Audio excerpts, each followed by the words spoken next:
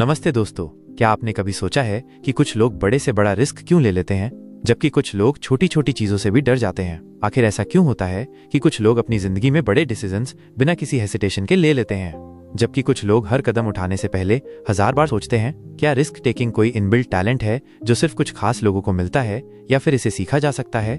Risk यानी जोखिम हमारी जिंदगी का एक ऐसा हिस्सा है जिसे हम चाहे या ना चाहे हमें फेस करना ही पड़ता है। लेकिन सवाल ये है कि रिस्क टेकिंग का सही तरीका क्या है? क्या ये सिर्फ लक, किस्मत पर डिपेंड करता है या इसके पीछे कोई साइंटिफिक लॉजिक है?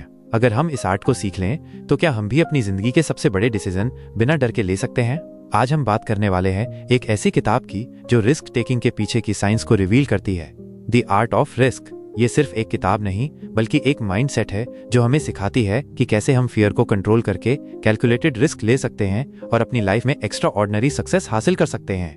रिस्क टेकिंग सिर्फ डेयर डेविल्स या एडवेंचर सीकर्स के लिए नहीं है। ये एक ऐसी स्किल है जिसे हर कोई डेवलप कर सकता है। चाहे आप बिजनेस में हो, करियर में ग्रोथ चाहते हो या पर्सनल लाइफ में बोल्ड डिसीजंस लेना चाहते हो, रिस्क लेना जरूरी है। लेकिन सही रिस्क लेना और बेवजह का रिस्क लेना दोनों में बहुत बड़ा फर्क होता है। इस किताब में बताया गया है कि हमारे दिमाग में ऐसा कौन सा सिस्टम होता है जो ये डिसाइड करता है कि हम किसी रिस्क को एक्सेप्ट करेंगे या उससे डर कर पीछे हट जाएंगे। क्या कोई ऐसा तरीका है जिससे हम अपने माइंड को ट्रेन कर सकते हैं ताकि हम सही समय पर सही रिस्क लें? क्या हमारे पास्ट एक्सपीरियंस, हमारी सोचने का तरीका और हमारी पर्सनैलिटी इस पर असर डालती है कि हम रिस्क लेने वाले इंसान बनेंगे या नहीं? किताब की सबसे बड़ी सीख ये है कि फियर यानी डर हमेशा रिस्क टेकिंग के रास्ते में सबसे बड़ी बाधा होती है। लेकिन सच्चाई ये है कि सक्सेसफुल रिस्क टेकर्स वो नहीं होते जो बिल्कुल भी नहीं डरते, बल्कि वो होते हैं जो अपने डर को मैनेज करना सीख लेते हैं। यानी रिस्क टेकिंग का मतलब ये नहीं कि आप बेधड़क और बिना सोचे समझे कोई भी कदम उठा लें। इसका मतलब ये है कि आप अपने डर को समझें, अपने गोल्स को क्लियर करें और फिर एक स्मार्ट स्ट्रैटेजी बनाकर उस रिस्क को हैंडल करें। इसीलिए अगर आप भी अपनी जिंदगी में एक बोल्ड और कॉन्फिडेंट इंसान बनना चाहते हैं, अगर आप भी उन लोगों में शामिल होना चाहते हैं जो बिना किसी डर के अपने सबसे बड़े ड्रीम्स को फॉलो करते हैं, तो ये वीडियो आपके लिए है। इस वीडियो में हम द आर्ट ऑफ रिस्क की सबसे पावरफुल स्ट्रैटेजी को डिकोड करेंगे जो आपको ये सिखाएंगे कि कैसे आप अपने अंदर रिस्क टेकिंग का सही बैलेंस डेवलप कर सकते हैं और अपनी जिंदगी में फियर को कंट्रोल करके सफलता हासिल कर सकते हैं। तो चलिए बिना कोई समय गवाए इस रोमांचक सफर की शुरुआत करते हैं और सीखते हैं रिस्क लेने की असली कला। Chapter 1, your brain on risk.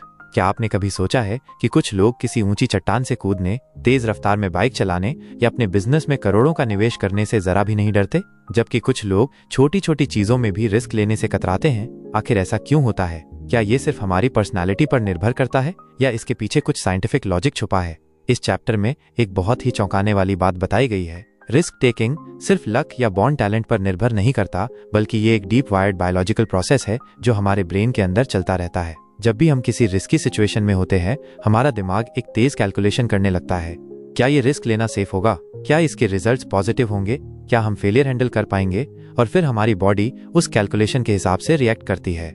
लेकिन मजेदार बात यह है कि हर किसी का दिमाग रिस्क को एक ही तरीके से प्रोसेस नहीं करता।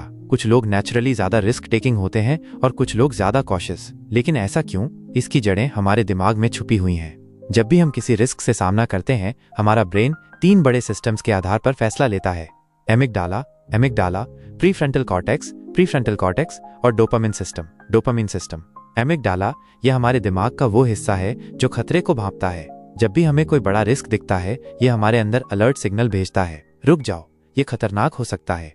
इसलिए जब कोई ऊंचाई पर खड़ा होता है और नीचे देखता है या कोई नया बिजनेस शुरू करने से पहले फेलियर का डर महसूस करता है, तो इसके पीछे एमिगडाला ही काम कर रहा होता है। Prefrontal cortex. लेकिन कहानी यहीं खत्म नहीं होती। हमारे दिमाग का प्रीफ्रंटल कॉर्टेक्स उस रिस्क को लॉजिकली एनालाइज करता है। ये हमारे पास्ट एक्सपीरियंस, हमारे गोल्स और उस रिस्क से मिलने वाले पॉसिबल रिवॉर्ड्स को कंपेयर करता है। अगर प्रीफ्रंटल कॉर्टेक्स को लगता है कि रिस्क लेना सही रहेगा, तो ये एमिगडाला के डर के सिग्नल को कंट्रोल करने में मदद करता है। Dopamine system. डोपामीन, जिसे हम फील गुड केमिकल भी कहते हैं, हमारे दिमाग का वो हिस्सा है जो हमें थ्रिल और एक्साइटमेंट का एहसास कराता है। जब हम कोई रिस्क लेते हैं और उसमें सक्सेसफुल होते हैं, तो हमारा डोपामीन सिस्टम हमें एक स्ट्रॉन्ग रिवॉर्ड सिग्नल भेजता है। यस, ये मजेदार था, दोबारा ट्राई करो। यही कारण है कि कुछ लोग रिस्क लेने से घबराते नहीं, बल्कि बार बार उसका थ्रिल महसूस करना चाहते हैं। लेकिन यही डोपामिन सिस्टम कभी कभी हमें गलत फैसले लेने पर भी मजबूर कर सकता है। जब कोई person extreme risk taking behaviours दिखाता है, जैसे गैम्बलिंग, हाई स्पीड रेसिंग या अनावश्यक रूप से डेंजरस डिसीजंस लेना, तो इसका कारण डोपामिन की ओवर एक्टिविटी हो सकती है। कुछ लोग नेचुरली ज्यादा डोपामिन सेंसिटिव होते हैं और यही कारण है कि वो बार बार हाई रिस्क डिसीजंस लेते हैं, भले ही उसमें फेलियर का खतरा हो।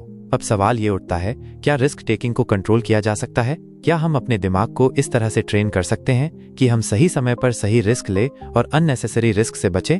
हाँ, ये पॉसिबल है। अगर हम अपने दिमाग के इन 3 सिस्टम्स को अच्छी तरह समझ लें तो हम अपने फियर को मैनेज कर सकते हैं, अपनी लॉजिकल थिंकिंग को इम्प्रूव कर सकते हैं और अपने डोपामिन सिस्टम को सही तरीके से कंट्रोल कर सकते हैं। इस चैप्टर में एक बहुत ही पावरफुल मैसेज है। रिस्क टेकिंग कोई रैंडम टैलेंट नहीं है, बल्कि ये एक बायोलॉजिकल और साइकोलॉजिकल प्रोसेस है जिसे हम समझकर मास्टर कर सकते हैं। जो लोग स्मार्ट रिस्क लेते हैं वो अपनी इंस्टिंक्ट्स, एक्सपीरियंस और लॉजिकल थिंकिंग के बीच एक परफेक्ट बैलेंस बनाते हैं। वो ना तो बिना सोचे समझे रिस्क लेते हैं और ना ही किसी डर के कारण अपॉर्चुनिटी मिस करते हैं। तो अगली बार जब आप किसी बड़े डिसीजन के सामने खड़े होंगे तो खुद से एक सवाल पूछिए, क्या ये मेरा एमिगडाला है जो मुझे रोक रहा है? क्या मेरा प्रीफ्रंटल कॉर्टेक्स इस रिस्क को सही तरीके से एनालाइज कर रहा है? क्या मेरा डोपामिन सिस्टम मुझे सही रिवॉर्ड की ओर खींच रहा है? अगर आप इस फ्रेमवर्क को समझ लेते हैं तो आप किसी भी रिस्क को समझदारी से हैंडल कर सकते हैं और अपनी जिंदगी में बड़े बड़े गोल्स अचीव कर सकते हैं। रिस्क एक आर्ट है और इसे मास्टर करना पॉसिबल है, बस आपको अपने दिमाग को सही तरीके से समझना होगा।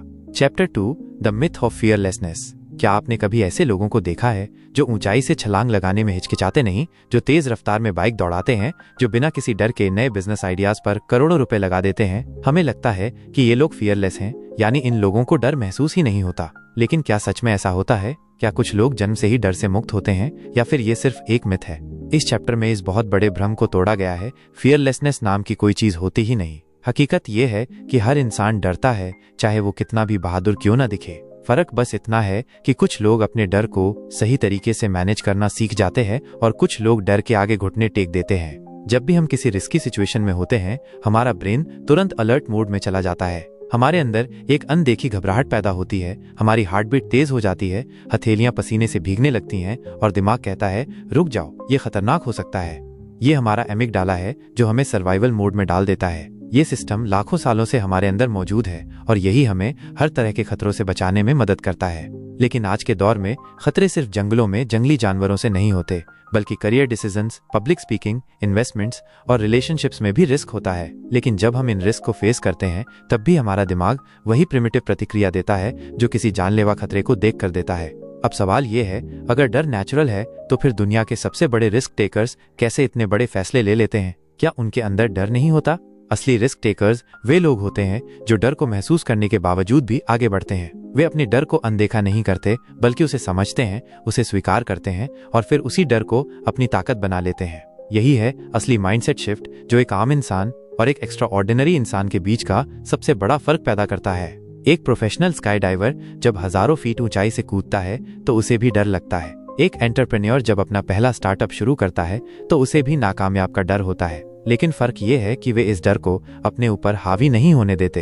वे जानते हैं कि डर सिर्फ एक सिग्नल है जो हमें बताता है कि हम अपने कंफर्ट जोन से बाहर आ रहे हैं और इसी कंफर्ट जोन से बाहर निकलकर ही कोई इंसान ग्रोथ कर सकता है। जब हम डर को पूरी तरह से समझ लेते हैं तो हम उसे अपने फायदे के लिए इस्तेमाल कर सकते हैं। डर हमें सतर्क बनाता है, हमें सोचने पर मजबूर करता है, हमें ज्यादा प्रिपेयर्ड करता है। एक सही मात्रा में डर हमें बेहतर परफॉर्मेंस देने में मदद करता है। लेकिन अगर ये डर हद से ज्यादा बढ़ जाए तो ये हमें पैरालाइज कर देता है, हमें डिसीजंस लेने से रोकता है और हमारी जिंदगी को एक लिमिटिंग बॉक्स में बंद कर देता है।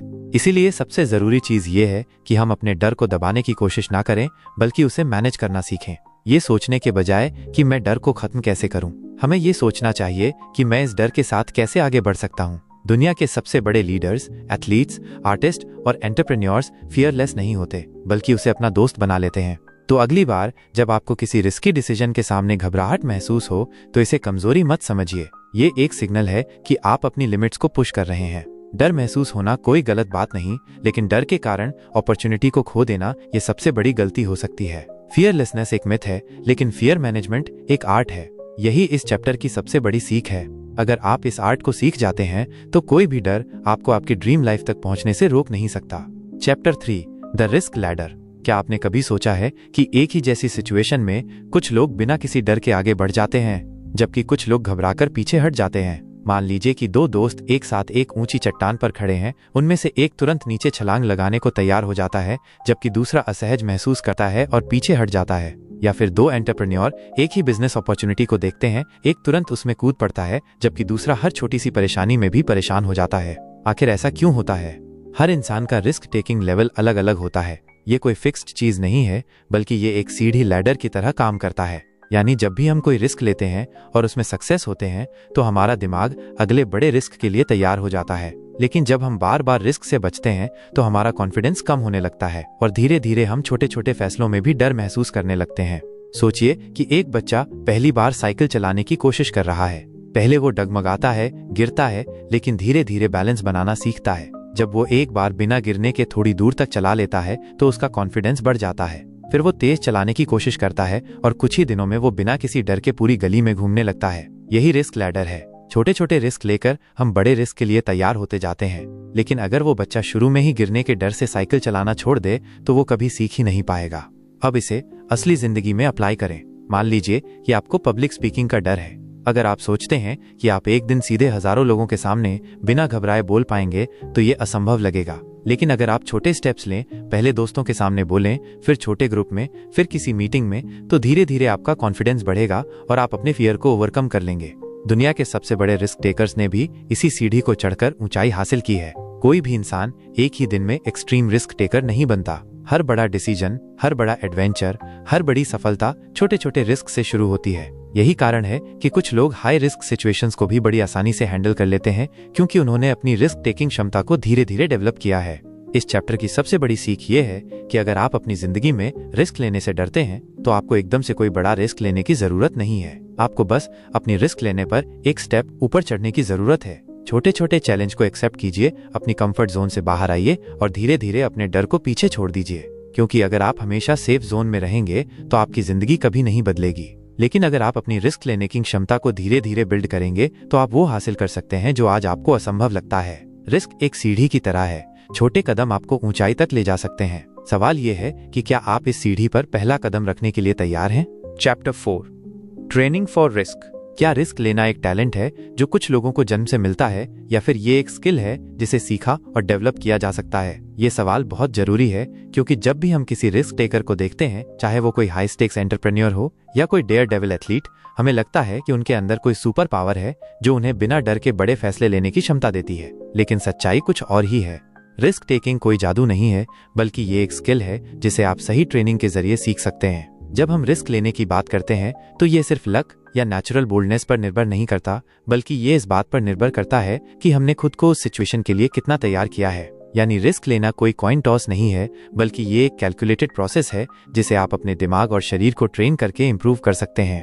अब सोचिए, जब कोई फायर फाइटर जलते हुए घर में जाता है तो क्या वो बिना सोचे समझे अंदर कूद जाता है? नहीं, वो जानता है कि आग कैसे फैलती है, उसे पता होता है कि कहाँ जाना है और किस तरह से खतरे को कम करना है। उसने ट्रेनिंग ली होती है, बार बार ड्रिल्स की होती है, जिससे उसका दिमाग सही समय पर सही डिसीजन लेने के लिए तैयार हो जाता है। यही ट्रेनिंग फॉर रिस्क है, अपने दिमाग और शरीर को इस तरह तैयार करना कि जब कोई हाई स्टेक सिचुएशन आए तो आप बिना घबराए सही फैसला ले सकें। अगर आप किसी नए बिजनेस में इन्वेस्ट करना चाहते हैं तो क्या आप बिना रिसर्च किए करोड़ों रुपए लगा देंगे? बिल्कुल नहीं। पहले आप मार्केट को स्टडी करेंगे, डेटा एनालाइज करेंगे, एक्सपर्ट से बात करेंगे और फिर एक कैलकुलेटेड रिस्क लेंगे। यही रिस्क टेकिंग का असली फॉर्मूला है, सही तैयारी, सही नॉलेज और सही एग्जीक्यूशन। रिस्क टेकिंग को इम्प्रूव करने के लिए सबसे जरूरी चीज है एक्सपोजर। यानी अगर आप किसी चीज से डरते हैं तो आपको बार बार खुद को उस सिचुएशन में डालना होगा ताकि आपका दिमाग उस चीज को नॉर्मल मानने लगे। जब कोई नेवी सील सैनिक पहली बार पानी के अंदर सांस रोकने की ट्रेनिंग करता है तो वो घबरा जाता है, लेकिन बार बार ट्रेनिंग करने के बाद उसका दिमाग उस स्थिति को सामान्य नॉर्मल मानने लगता है और वो बिना घबराए मिशन पूरा कर सकता है। यही कॉन्सेप्ट हर तरह के रिस्क टेकिंग पर लागू होता है। रिस्क टेकिंग को इम्प्रूव करने के लिए दूसरी जरूरी चीज है सिमुलेशन। यानी आप असली रिस्क लेने से पहले उसकी प्रैक्टिस कर सकते हैं। पायलट हजारों फीट की ऊंचाई पर प्लेन उड़ाने से पहले फ्लाइट सिमू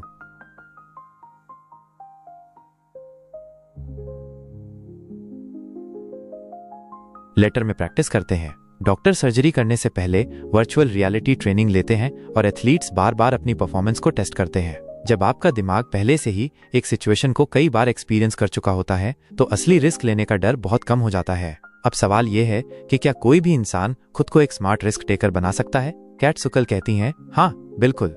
अगर आप खुद को सही ट्रेनिंग और सही एक्सपोजर देते हैं तो आप अपने कंफर्ट जोन से बाहर आ सकते हैं और बेहतर डिसीजंस ले सकते हैं। हर बड़ा रिस्क टेकर पहले छोटे छोटे स्टेप्स लेकर खुद को तैयार करता है और यही सबसे बड़ा सीक्रेट है।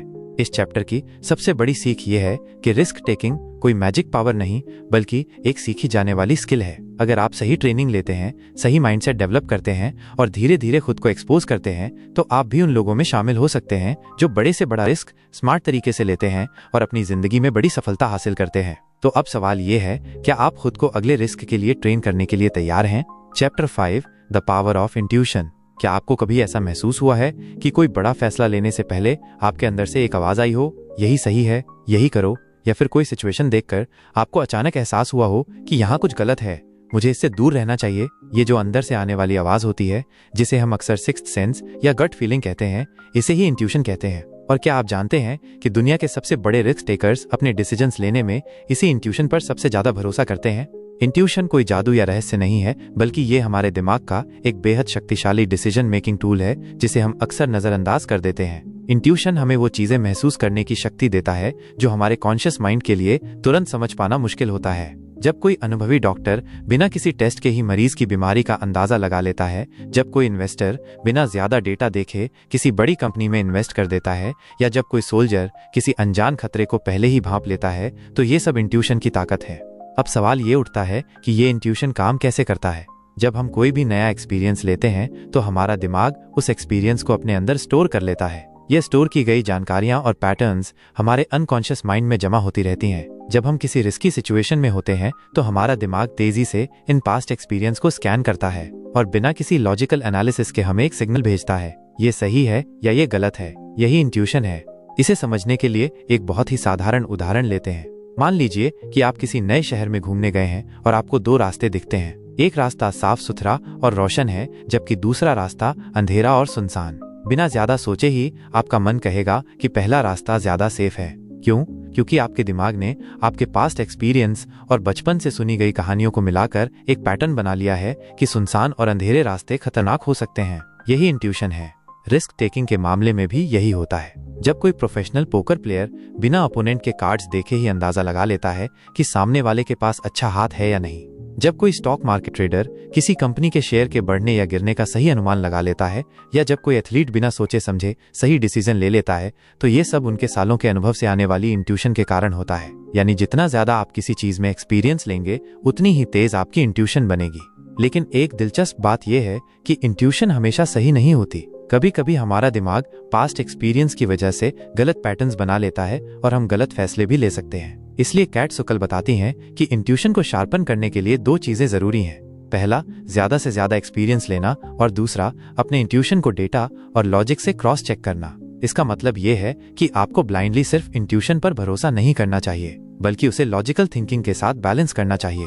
रिस्क टेकिंग में इंट्यूशन का सबसे बड़ा फायदा ये होता है कि ये हमें तेज डिसीजन लेने में मदद करता है। जब हमारे पास ज्यादा सोचने का समय नहीं होता, जब हमें तुरंत कोई एक्शन लेना होता है, तब हमारा कॉन्शियस माइंड इतनी तेजी से प्रोसेस नहीं कर सकता, लेकिन हमारा इंट्यूटिव माइंड पहले से ही तैयार होता है। यही कारण है कि एक्सपीरियंस्ड लोग ज्यादा तेज और सही फैसले ले पाते हैं, क्योंकि उनकी इंट्यूशन पहले से शार्प होती है। इस चैप्टर की सबसे बड़ी सीख ये है कि इंट्यूशन एक सुपर पावर की तरह काम कर सकती है, लेकिन इसे डेवलप करने की जरूरत होती है। जितना ज्यादा आप खुद को नए एक्सपीरियंस में डालेंगे, जितना ज्यादा आप अपने पास्ट मिस्टेक से सीखेंगे, उतनी ही बेहतर आपकी इंट्यूटिव पावर बनेगी। और जब आपकी इंट्यूशन स्ट्रांग हो जाएगी, तब आप किसी भी रिस्की सिचुएशन में तेज और सही डिसीजन ले पाएंगे। तो सवाल ये है, क्या आप अपनी इंट्यूशन की पावर को अनलॉक करने के लिए तैयार हैं? Chapter 6 the risk taking personality. क्या कभी आपने सोचा है कि कुछ लोग किसी भी सिचुएशन में रिस्क लेने के लिए तैयार रहते हैं, जबकि कुछ लोग जरा सा भी रिस्क लेने से बचते हैं? कुछ लोग ऊंचाई से छलांग लगाने, तेज रफ्तार में बाइक चलाने या नए बिजनेस में करोड़ों लगाने से नहीं घबराते, जबकि कुछ लोग छोटी छोटी चीजों में भी 1000 बार सोचते हैं। आखिर ऐसा क्यों होता है? क्या रिस्क टेकिंग एक आदत है, एक सीखी जाने वाली स्किल है, या फिर ये पर्सनैलिटी का हिस्सा है? रिस्क टेकिंग कोई एक जैसा बिहेवियर नहीं है, बल्कि ये हमारी पर्सनैलिटी का हिस्सा होता है। यानी हर इंसान में रिस्क लेने की क्षमता अलग अलग होती है, और ये बहुत हद तक इस बात पर निर्भर करता है कि हमारा दिमाग किस तरह से बना है। जब हम रिस्क टेकिंग की बात करते हैं तो ये सिर्फ एक चॉइस नहीं होती, बल्कि ये हमारी बायोलॉजी, साइकोलॉजी और पास्ट एक्सपीरियंस से जुड़ी होती है। कुछ लोगों के दिमाग में डोपामिन सिस्टम बहुत एक्टिव होता है, जो उन्हें थ्रिल और एक्साइटमेंट की तरफ खींचता है। यही कारण है कि कुछ लोग एडवेंचर स्पोर्ट्स, गैम्बलिंग और हाई स्टेक्स बिजनेस में ज्यादा दिलचस्पी लेते हैं। उनका दिमाग उन्हें लगातार नयापन खोजने के लिए प्रेरित करता है। वहीं कुछ लोगों का दिमाग ज्यादा कॉशियस होता है, जो उन्हें हर रिस्क को एनालाइज करने और सेफ रहने के लिए कहता है। रिस्क टेकिंग पर्सनालिटी को 3 अलग अलग कैटेगरी में बांटा जा सकता है। कुछ लोग नेचुरली हाई रिस्क टेकर्स होते हैं, कुछ मॉडरेट रिस्क टेकर्स होते हैं और कुछ लोग लो रिस्क टेकर्स होते हैं। हाई रिस्क टेकर्स वे होते हैं जो किसी भी नई चुनौती को लेकर एक्साइटेड हो जाते हैं। उन्हें लगातार नयापन चाहिए होता है और वे अनिश्चितताओं अनसर्टेनिटीज को एक्सेप्ट करना जानते हैं। मॉडरेट रिस्क टेकर्स वे होते हैं जो कैलकुलेटेड रिस्क लेते हैं, यानी वे सोच समझकर फैसले लेते हैं लेकिन जरूरत पड़ने पर बड़े कदम उठाने से पीछे नहीं हटते। लो रिस्क टेकर्स वे होते हैं जो स्टेबिलिटी को प्राथमिकता देते हैं, हर स्थिति में सेफ रहना चाहते हैं और अनिश्चितताओं से बचते हैं। अब सवाल ये उठता है कि क्या रिस्क टेकिंग पर्सनालिटी को बदला जा सकता है? केट सुक्कल कहती हैं कि हाँ, ये संभव है। रिस्क टेकिंग कोई फिक्स्ड ट्रेट नहीं है, बल्कि ये हमारी हैबिट्स, एनवायरनमेंट और एक्सपीरियंस से प्रभावित होती है। अगर कोई लो रिस्क टेकर है तो वो धीरे धीरे अपनी रिस्क टेकिंग क्षमता को बढ़ा सकता है। जब हम खुद को छोटी छोटी रिस्की सिचुएशंस में डालते हैं और उन्हें सफलतापूर्वक हैंडल करते हैं तो हमारा दिमाग रिस्क टेकिंग को नॉर्मल मानने लगता है। इसी तरह हाई रिस्क टेकर्स को ये सीखने की जरूरत होती है कि वे कब और कितना रिस्क लें ताकि वे अननेसेसरी लॉस से बच सकें। रिस्क टेकिंग पर्सनैलिटी को समझने का सबसे बड़ा फायदा यह है कि आप अपनी स्ट्रेंथ और वीकनेसेस को पहचान सकते हैं। अगर आप नेचुरली रिस्क अवर्स हैं तो आप अपनी कंफर्ट जोन से बाहर निकलकर खुद को चैलेंज में डाल सकते हैं, और अगर आप बहुत ज्यादा रिस्क टेकिंग हैं तो आप खुद को कंट्रोल करके ज्यादा कैलकुलेटेड और थॉटफुल डिसीजंस ले सकते हैं। इस चैप्टर की सबसे बड़ी सीख यह है कि रिस्क टेकिंग पर्सनालिटी कोई स्थायी चीज नहीं है। अगर आप चाहें तो आप अपने माइंडसेट को बदल सकते हैं, अपने कंफर्ट जोन को एक्सपैंड कर सकते हैं और अपने डिसीजंस को बैलेंस कर सकते हैं। असली सक्सेस उन्हीं लोगों को मिलती है जो अपने नेचर को समझकर खुद को इम्प्रूव करने की कोशिश करते हैं। तो सवाल ये है, क्या आप अपनी रिस्क टेकिंग क्षमता को समझने और बेहतर बनाने के लिए तैयार हैं? कंक्लूजन: रिस्क एक ऐसा शब्द जो कुछ लोगों के लिए एक्साइटमेंट लाता है और कुछ के लिए डर, लेकिन रिस्क टेकिंग कोई रैंडम एक्ट नहीं बल्कि एक सीखी जाने वाली स्किल है। ये हमारे दिमाग की हार्ड वायरिंग, हमारे एक्सपीरियंस और हमारी पर्सनालिटी से जुड़ा हुआ है। इस किताब में हमने जाना कि कैसे हमारा ब्रेन रिस्क को प्रोसेस करता है, कैसे फियर को मैनेज किया जा सकता है और कैसे छोटी छोटी कैलकुलेटेड रिस्क हमें बड़ी सक्सेस तक ले जा सकती हैं। द आर्ट ऑफ रिस्क हमें ये सिखाती है कि कोई भी इंसान एक स्मार्ट रिस्क टेकर बन सकता है अगर वो सही माइंडसेट और सही ट्रेनिंग अपनाए। दुनिया के सबसे बड़े एंटरप्रेन्योर्स, लीडर्स और इनोवेटर्स ने भी इसी तरह से काम किया। उन्होंने अपनी रिस्क टेकिंग स्किल्स को डेवलप किया और अपने कंफर्ट जोन से बाहर निकलकर बड़े डिसीजंस लिए। उन्होंने न सिर्फ अपने डर पर काबू पाया बल्कि रिस्क को एक अपॉर्चुनिटी की तरह देखा। इस किताब की सबसे बड़ी सीख यही है कि रिस्क टेकिंग कोई कॉइन टॉस नहीं है, ये एक आर्ट है। इसे आप जितना ज्यादा समझेंगे और प्रैक्टिस करेंगे उतना ही ज्यादा आप अपनी जिंदगी में बोल्ड और मीनिंगफुल डिसीजंस ले पाएंगे। चाहे आप करियर में आगे बढ़ना चाहते हो, कोई नया बिजनेस शुरू करना चाहते हो या अपनी जिंदगी के किसी भी क्षेत्र में बड़ा कदम उठाना चाहते हो, रिस्क से भागने के बजाय उसे समझना और अपनाना जरूरी है। अगर आपको ये किताब पसंद आई और इससे आपको कुछ नया सीखने को मिला तो इसे अपनी जिंदगी में अप्लाई करने की कोशिश जरूर करें। रिस्क टेकिंग ही वो ब्रिज है जो आपको एक ऑर्डिनरी लाइफ से एक्स्ट्रा ऑर्डिनरी सक्सेस तक ले जाता है। तो अगली बार जब आपके सामने कोई बड़ा डिसीजन आए तो खुद से पूछें, क्या ये रिस्क लेने लायक है, और अगर हाँ तो मैं इसे स्मार्ट तरीके से कैसे ले सकता हूँ। अगर आपको ये वीडियो पसंद आया तो इसे लाइक और शेयर करना ना भूलें। द सीक्रेट बुक चैनल को सब्सक्राइब करें और बेल आइकॉन दबाएं ताकि आपको इसी तरह की और भी पावरफुल बुक समरीज मिलती रहे। आप हमें कमेंट्स में बताइए कि ये किताब आपको कैसी लगी और कौन सी अगली किताब की समरी आप देखना चाहते हैं। मिलते हैं अगले वीडियो में एक नई किताब, एक नई सीख और एक नए माइंडसेट के साथ। Keep learning, keep growing.